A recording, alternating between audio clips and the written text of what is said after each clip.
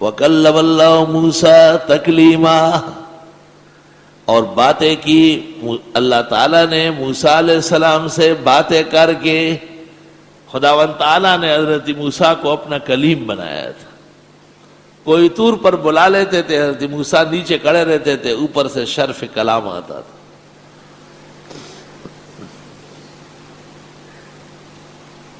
اور اس میں توریت، ہدایات، بنی اسرائیل کے نام تعلیمات، خداوند تعالیٰ کے پیغامات وہ ان کو ملتے تھے۔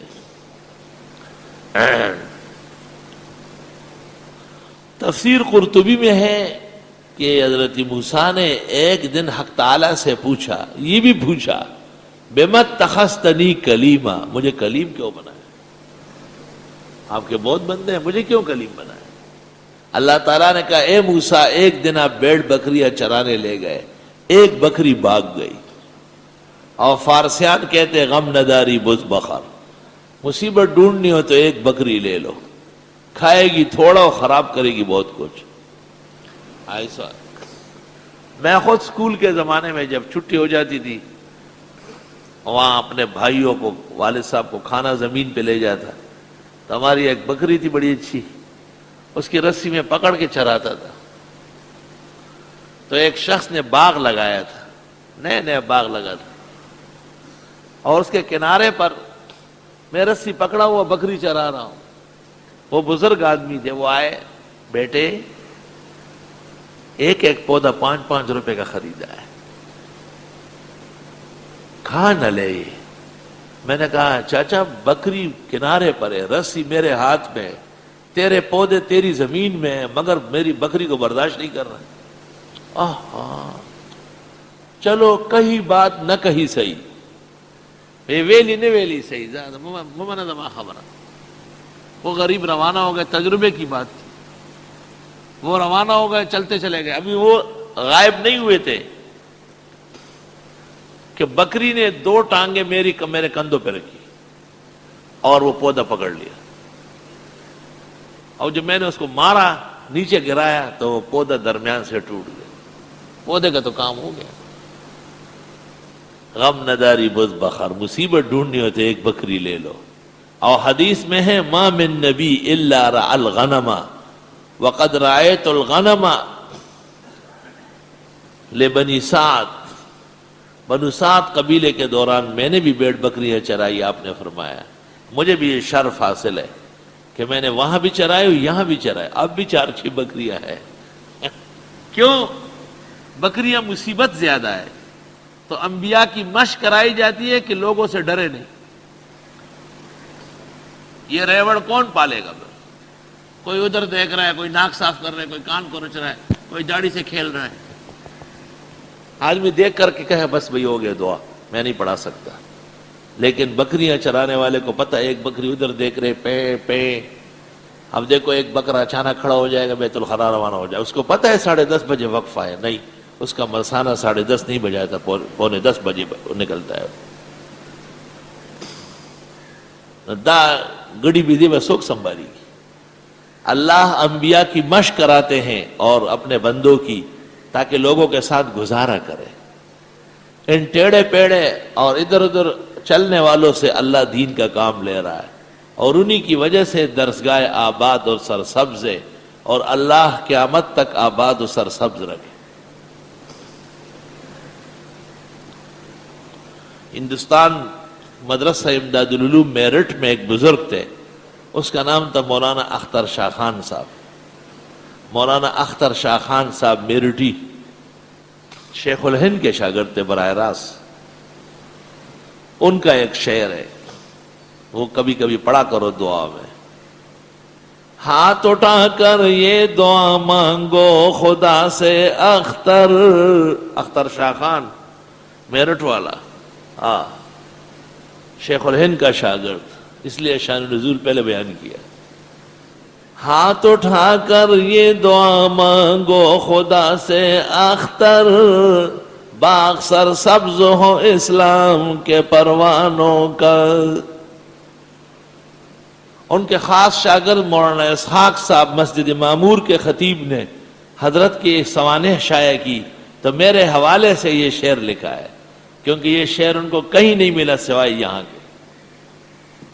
ہاتھ اٹھا کر یہ دعا مانگو خدا سے اختر، باغ سر سبز ہو اسلام کے پروانوں کا.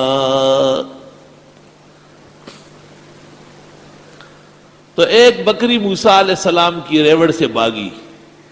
موسیٰ علیہ السلام اس کے پیچھے، سارا ریوڑ رہ گیا، ایک بکری کو پکڑنے جا رہے، وہ دوڑ رہی ہے. شام کو پکڑی گئی تو چاہیے تھا کہ اس کی چاروں ٹانگیں توڑ کے اور اس کی گردن موڑ دیتے، لیکن حضرت نے زمین پہ لٹایا اور اس کے پیر دابنے لگے آہستہ آہستہ. فرمایا اتعبتنی واتعبت نفسک سائر اليوم، مجھے بھی تھکا دیا، خود بھی تھک گئی، کیا ضرورت تھی دوڑنے کی.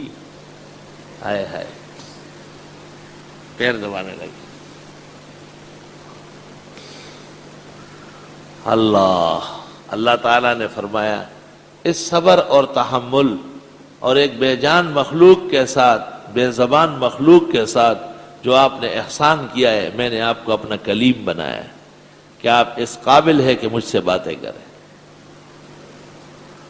وَكَلَّمَ اللَّهُ مُوسَىٰ تَكْلِيمًا، باتیں کی اللہ نے حضرت موسیٰ سے باتیں کر کے. رُسُلًا مُبَشِّرِينَ وَمُنذِرِينَ، یہ سارے پیغمبر خوشخبری دینے والے اور ڈرانے والے تھے. لِأَلَّا يَكُونَ لِلنَّاسِ عَلَى اللَّهِ حُجَّةٌ، تاکہ نہ رہے لوگوں کا اللہ کے ہاں کوئی غلبہ، کوئی دلیل.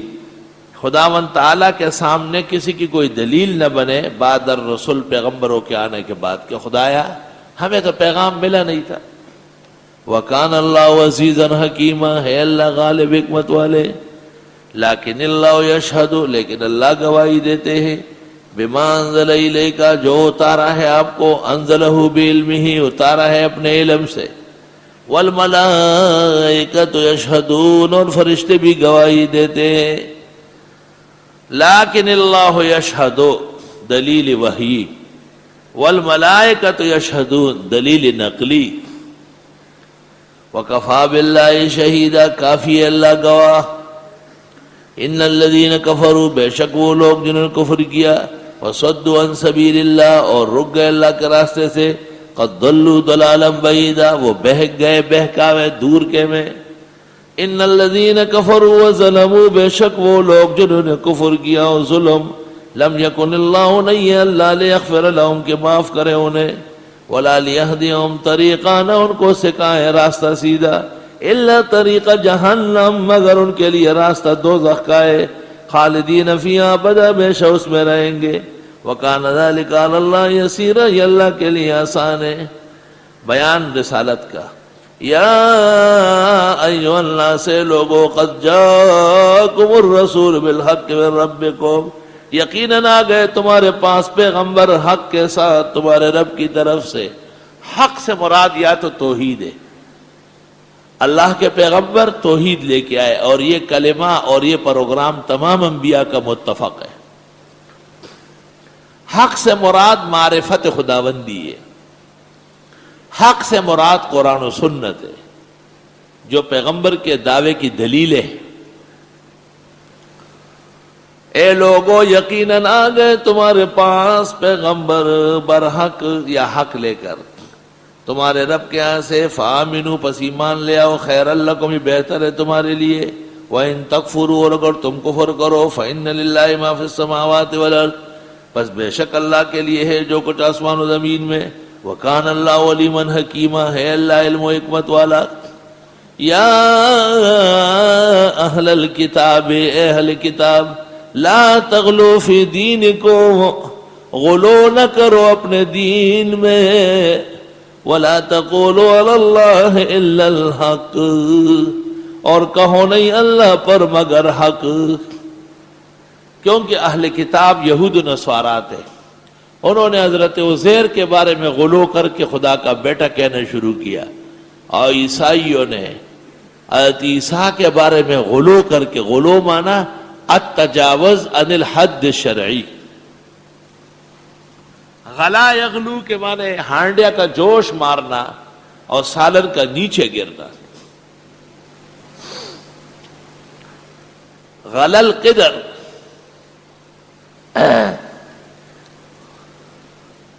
اور ہمارے زمانے کے مبتدئین نے غلو کر کے جناب محمد صلی اللہ علیہ وسلم کو نور من نور اللہ کہنا شروع کیا ہے۔